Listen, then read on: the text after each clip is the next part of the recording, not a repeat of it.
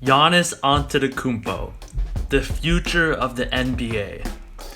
Coming not just this season, but the next offseason when he's an unrestricted free agent, he's going to be the main headline in NBA news. Now, as we all know, unfortunately, the Milwaukee Bucks failed to achieve expectations for the past 2 years, even while getting the number one seed in their respective conferences. In 2018-2019, they succumbed to the Raptors in the conference finals, and in the 2019-2020 season, in the Orlando bubble, they fell to the Miami Heat in just 5 games. Now, that's where it leaves us right now. What is Giannis going to do? And I'm going to give my own insight, my own opinions on what I think Giannis Antetokounmpo should do to not only make sure he puts himself in the best position to win, but also puts himself in the best position to save his legacy. Now, before I begin, this is the Mixed channel. We have daily content, and it would be awesome if all you guys can subscribe, like the video, turn on bell notifications, and comment. It takes 1 second and supports us so much. Also, we're gonna do shoutouts, so if you're new and you drop us a sub, comment down below that you sub to the channel, you like the video, and we'll shout you out in the next video. So let's get started.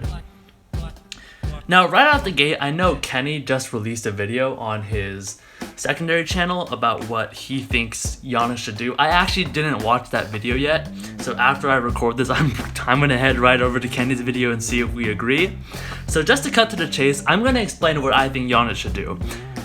I think Giannis should decline the Supermax contract and re-sign with the Milwaukee Bucks in the 2021 offseason for a 2-year deal with a player option. Kind of similar to the contract Kawhi Leonard got. I'm going to say that again to make it very clear what my opinion is. I think he should sign a 2-year contract with a 1-year player option. Now, why? So reason number one is Giannis, at the end of the day, still likes Milwaukee. He still wants to stay with the Bucks, the team who drafted him, where he basically spent the first half of his 20s, even like late teens, because I think he got drafted when he was like 18 or 19. So he spent a pretty good majority of time in Milwaukee. Now, I know a lot of superstars had said that in the past, how they want to stay. But I think Giannis, obviously I don't know him personally. I've never talked to Giannis, and I'm probably never going to talk to Giannis, but he seems like a really down-to-earth guy, a guy who likes to settle down, a guy who likes stability. And I think he really likes being in Milwaukee. I've seen him communicate with the team. I've seen his Instagram live stories. It looks like he's having a good time in Milwaukee. So this contract is going to allow him to stay in Milwaukee, stay in a living position that he wants to stay in. Because I think that's what people forget, is that these NBA players are humans too. And they have lives outside of the NBA. That's why Los Angeles, South Beach, New York, that's why those are high free agent destinations, because they're just amazing places to live in. So that's reason number one.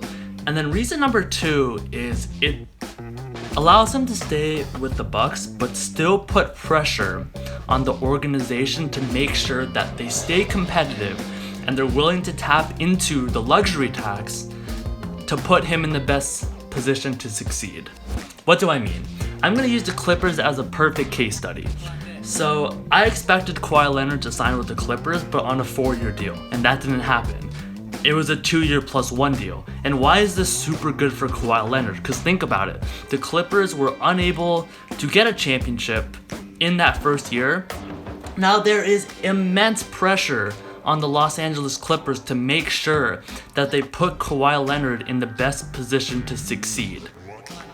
Having a 2+1 deal is perfect for Giannis to stick to the Bucks in the short term, show that he's willing to win for the next 2 years, but still put that pressure on Milwaukee. Because think about it. What if, hopefully not, but what if Milwaukee doesn't make any moves? And they just stick with their current roster, they head into the 2020-2021 season, and let's pretend they, for some reason, don't make it to the finals. and they lose in the conference finals, or they lose in the semifinals or something, right?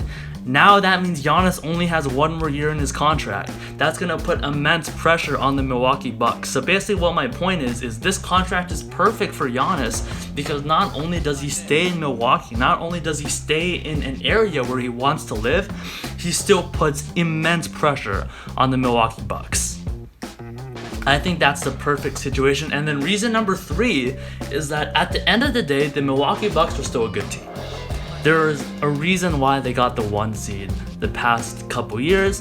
Chris Middleton, still an all-star. Brook Lopez, an amazing role player. They have a very good supporting cast. They're just a few pieces, a few trades away, right? So this is different than, I don't know, like LeBron James in 2009, 2010, where I can't even remember a single player on that Cavs team. Like, this is different than LeBron James.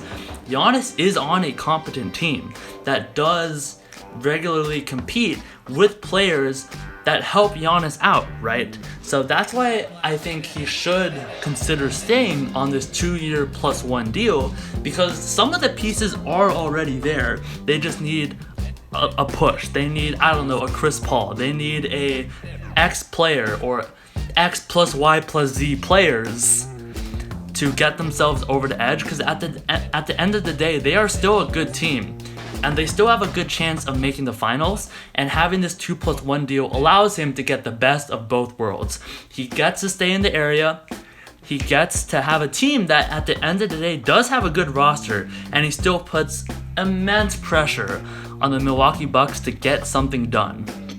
And the final reason why I think this is the perfect contract for him is Giannis's legacy. Now, what do I mean? Basically, when Kevin Durant left OKC in 2016, he essentially sealed his legacy. He essentially sealed his fate to be known as a snake, to be known as someone who isn't loyal, runs away from pressure, and joins opposing teams, right? Now, in my opinion, if Giannis Antetokounmpo signs this contract and the Milwaukee Bucks are still unable to get it done, they're still unable to have a roster to allow Giannis to go to the finals, and he leaves, and if he declines that player option, no one is going to put that against him, because they said, look, he gave them an opportunity, he signed a new contract, they couldn't get it done. His legacy is still saved, his legacy isn't tarnished. So I think this is the perfect contract to show, to prove, to solidify his legacy as somebody who isn't unloyal, who works hard. And granted, if it works, then it works. That would be amazing.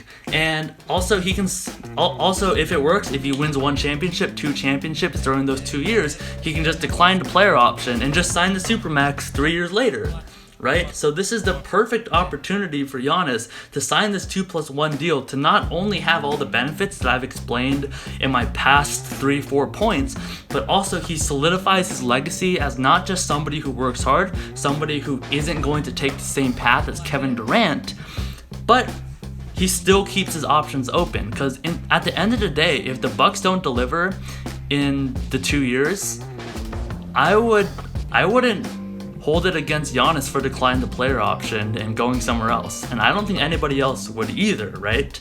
So this is the best way for him to win. This is the best way for him to potentially get his money later down the road.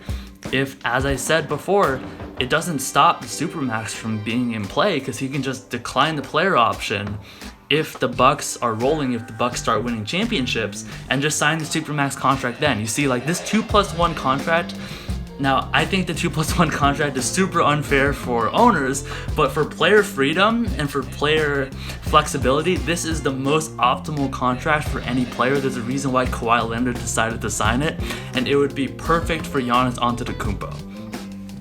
Now, I want to hear all your opinions down below. Comment down below, do you think he should sign the 2+1? Do you think he should sign the Supermax? Do you think he should just drop the Bucks and join the Miami Heat? Tell me your opinions down below. Thank you for listening to the channel, and I hope you'll have a good day. Thank you.